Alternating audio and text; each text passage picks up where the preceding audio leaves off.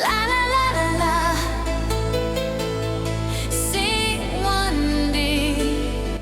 Yeah, it's not one of these AI videos where I enter a story and yeah, the inspiration, Mad Magazine. I loved that as a kid.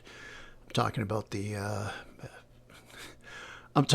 the like mid to end of the 70s, so 75, maybe around 81, 82. Used to read it, so put something in here. Learn something about AI too. Well, that's another story. And yeah, a lot of usual shenanigans AI does, but hey, just trying to have a good time working with something fun because, after all, at the end of the day, it is just a game. The Crimson Crappie PY AC1D Paintball Classic. Welcome to the Super Splatathon, where the paint is cheap and the egos are inflated. Andrew and his son Connor arrived in a van that smelled like wet dogs and failure. While other teams had sponsorships from energy drinks, C1D Paintball's only sponsor was a local deli that gave them expired ham. Andrew checked his tactical gear, which was mostly duct tape and hope. "Remember, son," Andrew whispered, "if we can't win, we can at least make them smell the ham." K-Pow. The Mighty Lewis, a team of pros who spent more on their haircuts than their markers, sneered at the newcomers. Lewis, wearing a jersey so tight it looked painted on, pointed a gold-plated marker at Andrew. "Hey, Pops, this is a tournament, not a retirement home picnic. Why don't you take your C1 dud team and go play tiddlywinks?" The crowd roared with laughter, mostly because Lewis had a remote-controlled laugh track hidden in his vest. Andrew just stood there, his mask reflecting the sun and his own confusion. Disaster struck. A team called the Laser Eyes dropped out after their leader accidentally glued his eyelids shut. Natalie, the tournament director, was in a total panic. She grabbed Andrew's shoulders, her clipboard shaking like a leaf in a hurricane. "Andrew, you're the only ones left. Please, if C1D doesn't play, the sponsors will replace me with a vending machine." Andrew looked at his team, a group of misfits who once lost a game to a stationary scarecrow, and nodded.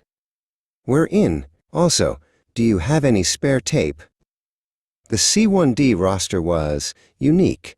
There was Miranda, who was so shy she tried to camouflage herself as a bush, and her husband Mike, who once tried to eat a paintball because it looked like a grape. They were joined by Rob, Trent, Alex, and the others, all clanking around in mismatched gear. "Is this the Vanguard?" Mike asked, accidentally poking himself in the mask with his barrel. Miranda sighed, her mask muffled. "It's a miracle we found the parking lot, Mike." The first round was a comedy of errors that somehow looked like genius. Gene and T-Hit were supposed to flank the enemy, but they got distracted by a butterfly. As they chased it, they accidentally tripped over a hidden tripwire, launching a crate of paintballs into the air. Boom!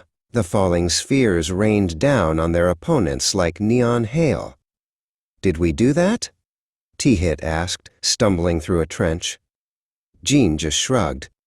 "Let's say yes. It sounds more professional." Jeff and Killhit were pinned down behind a dumpster that smelled suspiciously like old cabbage. Jeff, a tall man in a vest covered in participation ribbons, tried to throw a paint grenade, but his sweaty glove caused it to slip. The grenade bounced off a tree, hit a rock, and landed right in the middle of an opposing squad's lunch break. Splat! Tactical genius. Killhit cheered, though he was currently holding his marker upside down. The crowd began to murmur. Were these losers actually winning? The semifinals were even weirder. Michelangelo, who insisted on wearing a turtle shell over his jersey, tried to climb a tree for a, quote, bird's eye view. Naturally, the branch snapped. He plummeted 30 feet, screaming a very un-ninja-like A-I-I-E-E, and landed directly on Alex.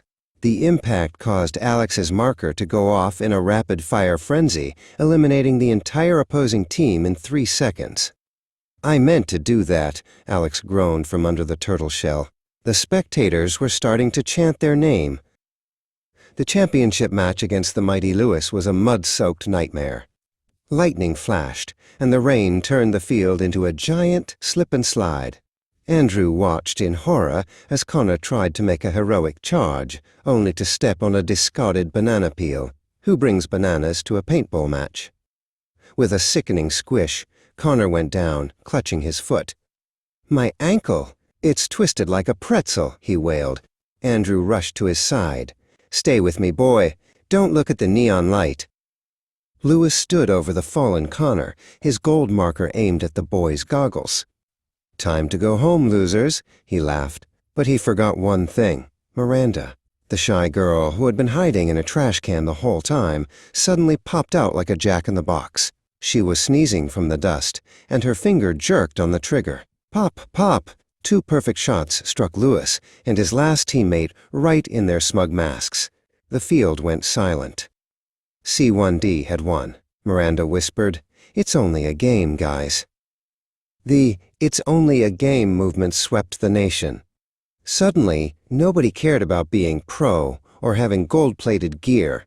Everyone wanted to play like C1D, badly, but with a lot of heart and even more accidents. Andrew and Connor stood on the podium, holding a trophy that was actually just a gold-painted traffic cone. "We did it, Dad," Connor said, his voice echoing in his mask.